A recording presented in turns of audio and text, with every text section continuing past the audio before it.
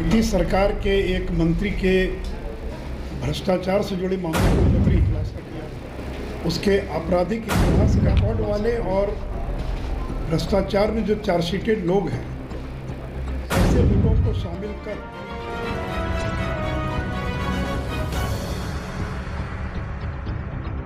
बिहार में सियासी आरोप प्रत्यारोप का सिलसिला जारी है। इसी बीच अब बीजेपी सांसद सुशील कुमार मोदी ने मंत्री सुरेंद्र यादव को घेरे में ले लिया। सुशील मोदी ने आज प्रेस कॉन्फ्रेंस कर नीतीश कैबिनेट के सहयोगी और आरजेडी कोटे से महागठबंधन में मंत्री सुरेंद्र यादव के खिलाफ खुलासा किया।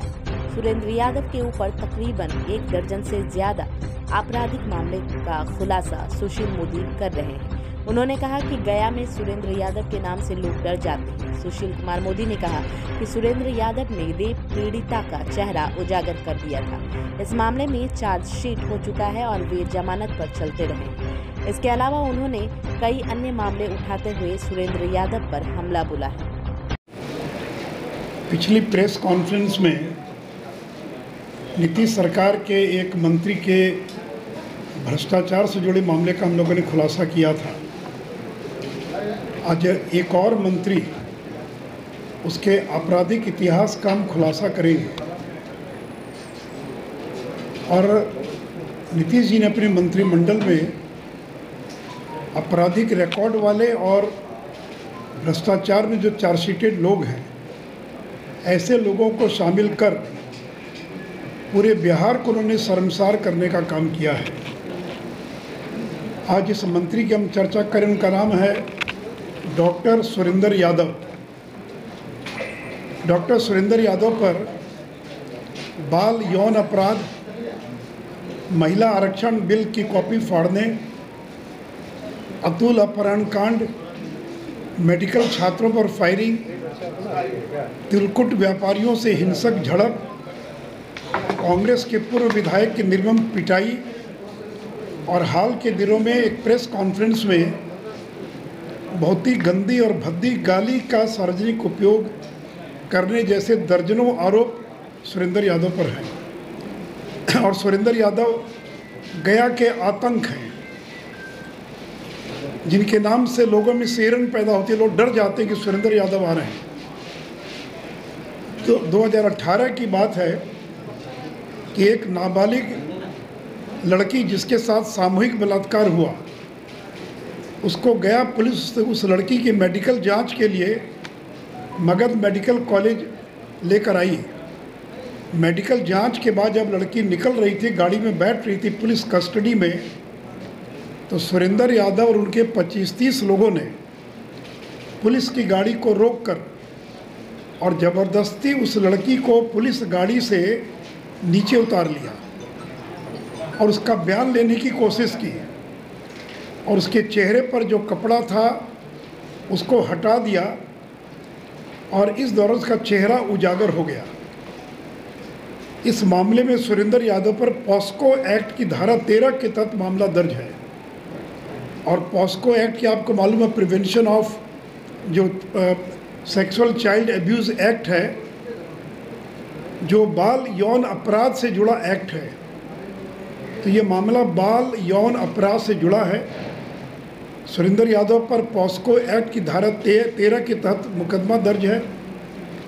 वो चार्जशीटेड हैं, इस मामले में जमानत पर हैं, उन पर चार्ज फ्रेम हो चुका है और अब मामले का ट्रायल चल रहा है। दूसरा मामला मित्रों, जो पुराने पत्रकार उनको ध्यान में होगा कि बिहार में एक अतुल अपहरण कांड पूरे देश में जिसकी चर्चा हुई थी, उस अतुल अपहरण कांड में श्री सुरेंद्र यादव को मंत्रिमंडल से इस्तीफा देना पड़ा था, उनको जेल जाना पड़ा था। और ये कांड क्या है? तो अभी झारखंड में जिस प्रेम प्रकाश का आप नाम सुन रहे हैं, जिनके यहाँ ईडी की रेड में 2 AK-47 राइफल जिनके घर से मिला, ईडी ने जिनको गिरफ्तार किया, इस प्रेम प्रकाश का भी संबंध सुरेंद्र यादव से है। और मैं थोड़ा उस घटना के बैकग्राउंड में ले जाना चाहूँगा, चूँकि जानना आवश्यक है। ये प्रेम प्रकाश पटना के SBI के अंदर पदाधिकारी था और चारा घोटाले का करोड़ों रुपया जो राजनेताओं की काली कमाई थी, उसके यहाँ वो पैसा जमा था। और प्रेम प्रकाश चारा घोटाले की काली कमाई को पैसे को लेकर फरार हो जाता है। तब ये सुरेंद्र यादव, लालू यादव के साले सुभाष यादव, इन लोगों ने एफआईआर दर्ज किया पटना में और एक पुलिस टीम को गुजरात भेजा, बड़ौदा, और बड़ौदा पुलिस टीम गई प्रेम प्रकाश को गिरफ्तार करने। प्रेम प्रकाश नहीं मिले तो उसके छोटे भाई अतुल प्रकाश जो हैं, उनको पुलिस ने पकड़ लिया और हवाई जहाज़ से लेकर आई और पटना लाने के बजाय ज़बरदस्ती इन लोगों ने गया से होकर गुजरने वाली राजधानी में उसको बैठवा दिया और गया स्टेशन के पास अतुल प्रकाश को ज़बरदस्ती ट्रेन रोककर उतार लिया गया और उतार कर सुरेंद्र यादव के घर पर उसको 4 दिनों तक रखा गया। भारी टॉर्चर किया गया उसको। ये बात कहीं से लीक हो गई और फिर पुलिस ने छापा मारकर अतुल प्रकाश को रिहा करवाया। ये मामला इतना बड़ा मामला बना पूरे देश के अंदर कि अंततः सुरेंद्र यादव को, जो उस समय एक्साइज मिनिस्टर थे, उनको इस्तीफा देना पड़ा, उनको जेल जाना पड़ा। और उस समय श्री शिवानंद तिवारी आबकारी मंत्री थे, वो कैबिनेट मंत्री थे और ये राज्य मंत्री थे। तो सुरेंद्र यादव के मामले के खुलासा करने में भी शिवानंद तिवारी की और बहुत बड़ी भूमिका थी। तीसरा मामला कि 13 महीनों के लिए श्री सुरेंद्र यादव लोकसभा पहुंच गए 1998 में और महिला आरक्षण बिल पेश किया जा रहा था। तो श्री सुरेंद्र यादव लाल कृष्ण आडवाणी के हाथों से उस बिल की कॉपी को लेकर फाड़ दिया और इस घटना से पूरे देश के अंदर बिहार शर्मसार हुआ कि ऐसे भी सांसद हैं कि महिला आरक्षण बिल का विरोध करना तो एक अलग बात है, उस बिल की कॉपी को लेकर फाड़ दिया था। और आज भी जब कभी मीडिया या कभी वीडियो पर विधायकों की कारगुजारियों को दिखाया जाता तो इसमें हमेशा सुरेंद्र यादव के इस वीडियो को हमेशा दिखाया जाता है। चौथी घटना है 2011 की कि मगध मेडिकल कॉलेज में सुरेंद्र यादव किसी काम से गए होंगे, वहाँ के जूनियर डॉक्टर से उनकी झड़प हो गई। उनके निर्देश पर उनके बॉडीगार्ड ने फायरिंग कर दिया। 3 जूनियर डॉक्टर्स के पाँव में, शरीर में गोली लगी, घायल हो गए। जूनियर डॉक्टर्स ने पुलिस जीप में आग लगा दिया और फिर सुरेंद्र यादव को जान बचाकर वहाँ से भागना पड़ा। इस मामले में भी उनकी गिरफ्तारी का वारंट उस जमाने में, उस समय में और निकला था। एक और बहुत चर्चित घटना है श्री राम तिलकुट भंडार। हम सबों को मालूम है कि गया तिलकुट और अनरसा के लिए बहुत फेमस है। तो ये मकर संक्रांति के आसपास के दिनों की बात रही होगी कि सुरेंद्र यादव गए उस बाज़ार में और अपने बॉडीगार्ड और ड्राइवर को भेजा श्री राम तिलकुट भंडार में, और ये लोग गए और बिना पैसा दिए ज़बरदस्ती तिलकुट उठाने लगे। इसको लेकर झड़प हो गई। तो सुरेंद्र यादव अपने बॉडीगार्ड और ड्राइवर को बचाने के लिए वहाँ पहुँचे।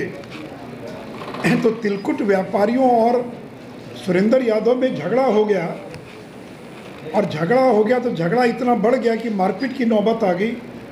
और जो व्यापारी थे, जो तिलकुट के व्यवसायी थे, उन लोगों ने जो कढ़ाई थी, खौलती हुई कढ़ाई, वो कड़छुल से सुरेंद्र यादव पर तेल फेंक दिया। सुरेंद्र यादव बुरी तरह से जल गए। उनको अस्पताल ले जाकर भर्ती कराया गया। इस घटना के विरोध में वहाँ के चेंबर ने और बाकी लोगों ने गया बंद का आह्वान किया था। ये घटना मैं केवल आपको इसलिए बता रहा हूँ कि किस प्रकार का आतंक है वो व्यक्ति, चाहे वो मेडिकल का छात्र हो, दुकानदार हो, किडनैपिंग का मामला हो, हर तरह के मामले में इस व्यक्ति का इतिहास रहा है। यहाँ तक कि 1991 के लोकसभा चुनाव में श्री जीतन राम मांझी कांग्रेस के उम्मीदवार थे और श्री जय कुमार पालित, गया के पूर्व विधायक, उनकी बुरी तरह से पिटाई कर दिया सुरेंद्र यादव ने। और इस मामले में श्री पालित को गंभीर अवस्था में अस्पताल में भर्ती कराना पड़ा था, FIR दर्ज हुआ।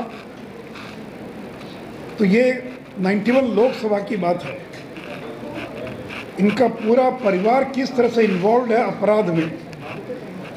इनके एक भाई है, सुरेंद्र यादव के भाई हैं राजकुमार उर्फ मंटू यादव। 2014 में ED ने, प्रवर्तन निर्देशालय ने 9 करोड़ 26 लाख इनकी संपत्ति को जब्त कर लिया। मंटू यादव पर आरोप था कि जहरीली शराब कांड में 20 लोग मर गए थे और इनका शराब माफिया लोगों से संबंध था इस मामले में। और बिहार पुलिस की प्राथमिकी के आधार पर ED ने देहरादून में 2 मकान, गया में मार्केट कॉम्प्लेक्स, आलीशान मकान गया में और आसपास 15 प्लॉट जब्त कर लिया था। मंटू यादव पर हत्या, अपहरण, रंगदारी के 11 मामले दर्ज थे। तो सुरेंद्र यादव जो अपराध कराते थे या रंगदारी या दबंगई दिखाते थे, उसमें अपने बॉडीगार्ड, अपने ड्राइवर, अपने भाई का पूरा इस्तेमाल करते थे। और अभी हाल की घटना तो सबों को मालूम है कि मंत्री बनने के बाद जब वो गए और प्रेस कॉन्फ्रेंस में उन्होंने क्या कहा, उसको रिपीट करने की आवश्यकता नहीं है।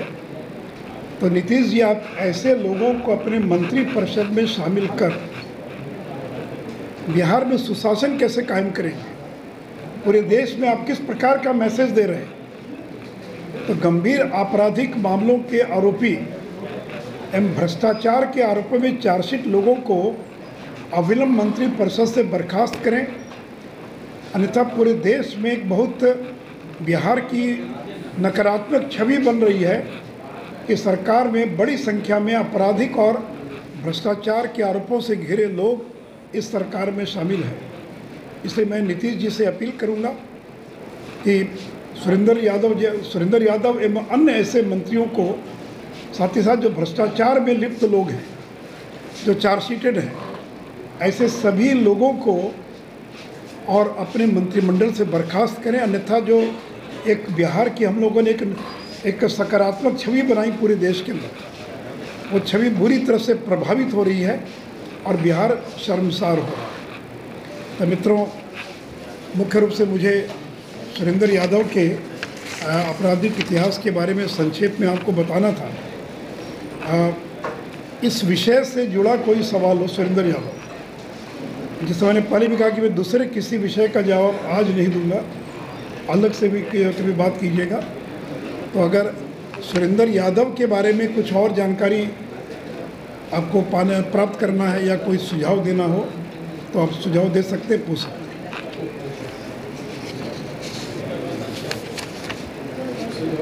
को बर्खास्त करना चाहिए ऐसे लोगों को कि अगर मंत्रिमंडल में जिनका आपराधिक रिकॉर्ड रहा है, जिनकी छवि आपराधिक, जिनकी छवि दबंगई की, तो बिना मंत्री बने तो ये हाल था। अगर मंत्री बन गए, मंत्री बने हुए हैं तो क्या हाल होगा? पहला था कि प्रेस कॉन्फ्रेंस में जिस जाति सूचक शब्द का, जाति नहीं, जो गाली, जिस प्रकार से गाली दी उन्होंने, तो इस प्रकार के लोगों से लोग दहशत में पूरे बिहार के अंदर, पता नहीं बिहार में क्या होगा, ऐसे लोग मंत्री बन गए। तो आगे भी और खुलासा करेंगे बारी बारी से।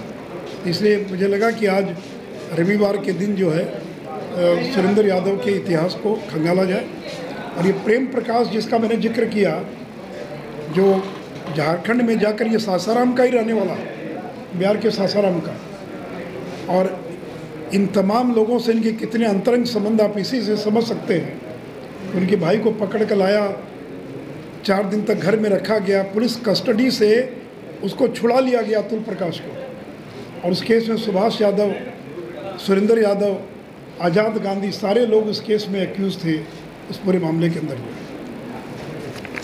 आपके सवालों का जवाब जदयू नहीं दे पा रहा है। ललन सिंह ने उल्टे आरोप लगा दिया है कि आप फिर से राजनीति में सक्रिय होना चाहते हैं, नीतीश कुमार पर हमला करके, उनके मंत्रियों पर हमला करके। ऐसा ना कि मैं सुरेंद्र यादव पर कुछ पूछिए तो मैं बोलूँगा, बाकी मैं रोज़ बोल ही रहा हूँ। आप जब प्रश्न पूछ रहे हैं उसका जवाब तो मैं आपको भी और बाकी को दे ही चुका हूँ। उसी घिसी पिटी बात को क्या जवाब दिया जाए? नई बात, जो नई बात है उसको जो है उसका उस पर कुछ पूछना हो तो पूछिए आप।